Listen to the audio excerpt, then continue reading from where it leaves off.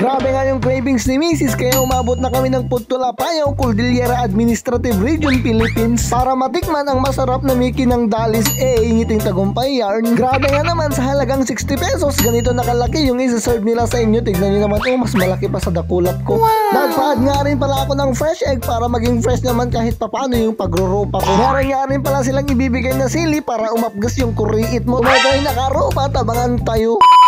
Bagong araw, bagong video na naman, Manong Music yung muling nagbabalik. Kaya nga naman, welcome na naman kayo sa panibagong serya ng buhay ko bilang isang off-duty CQ at the same time Rosie user. A day in my life, craving satisfied from food tool to the moon, heaven above nila.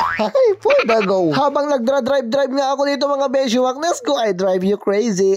Bibidyo-video nga rin pala si Mrs. sa loob ng unag ng tricycle namin, kaya for the go, bigyan natin ng moment. It's my okay, tama na yan. Napansin ko nga pala mga beshiwakness ko na medyo malambot yung gulong ng tricycle namin. Kaya sabi ko kay Mrs. Rawase man, tanong tumangkin. Ay, nagets nyo? Kung hindi, mag-skip na lang kayo. Char. Binombahan ko lang ito ng katamtaman para hindi pumutok ng lalong magpus. Pero sa ibang putok, lalo na pag sa unag, ay panigurado after how many months, boom boom so. Makalipas nga ng ilang segundo, minuto, oras, araw, buwan at taon. Ay, napakatagal naman yan. Mas matagal pa sa inyong relasyon na simula nang makuha niya ang kanyang commission, nagkaroon ng miscommunication. Kaya nga naman nagkaroon ka ng consummation, kaya ang conclusion nagkaroon ng separation.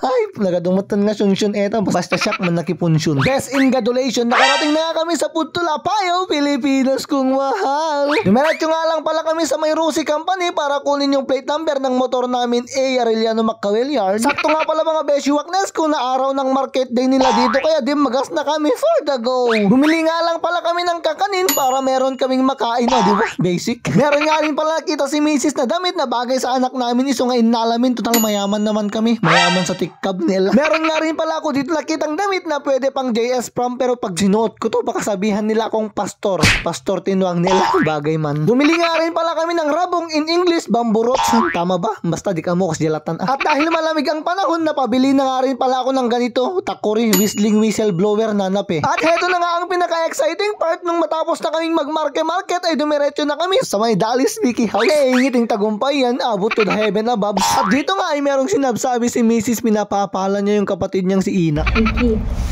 Ina.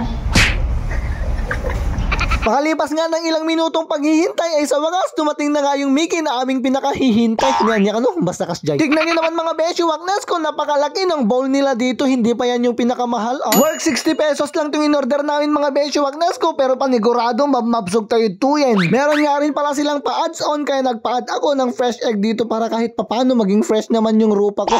For the go. Once na nag-order na nga pala kayo dito mga beshiwakness ko, pag ibibigay na yung order nyo, ma-automatic na magbibigay na sila ng sili. Ang isa ko palang nagustuhan dito, ang lahat ng table nila is may mga ingredients na hindi ka na mahihiyang pumunta sa kabilang bangir para dumawat ng toyo gaya ng jowa mo. If ever man po na may follower ako na nanonood ngayon at nagustuhan ang Mickey nila dito, pa-share naman po tong video na to. Giyaman ti adu. Alakas standbayan, nabiga manan, manganpay lang ni Manong Music yo. Pero teka muna, wait, kung bago lang po kayo dito sa page ko, huwag kakalimutang mag-follow. Alakas standby, ang payag Putulapayaw, ipasindayaw. I love you today, tomorrow, and yesterday.